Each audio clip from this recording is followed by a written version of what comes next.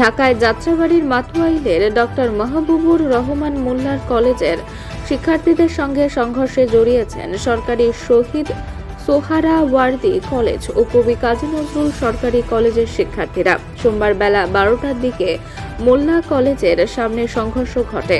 এই সময় দুপক্ষের মধ্যে ধাওয়া পাল্টা ধাওয়ায় রণক্ষেত্রে পরিণত হয় যাত্রাবাড়ির ডোমরা এলাকায়। সংঘর্ষে বেশ কয়েকজন শিক্ষার্থী গুরুতর আহত হয়েছেন।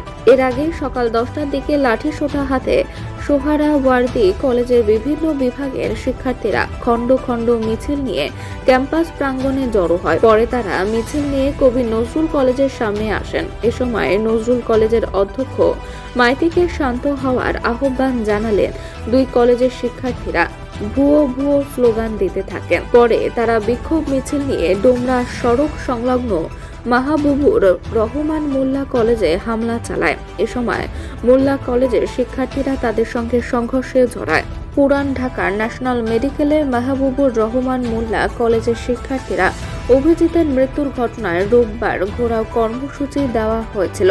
পূর্ব ঘোষিত সেই সুপার সানডে কর্মসূচির মধ্যে ঢাকা ন্যাশনাল মেডিকেল ও ওই সময় সোহরাওয়ার্দী কলেজ কেন্দ্রে অনার্স প্রথম বর্ষের পরীক্ষা স্থগিত করা হয়। ওই হামলা ও ভাঙচুরের প্রতিবাদে সোমবার মোল্লা কলেজে হামলা চালালেন সোহরাওয়ার্দী কলেজ ও কবি নজরুল সরকারি কলেজের শিক্ষার্থীরা।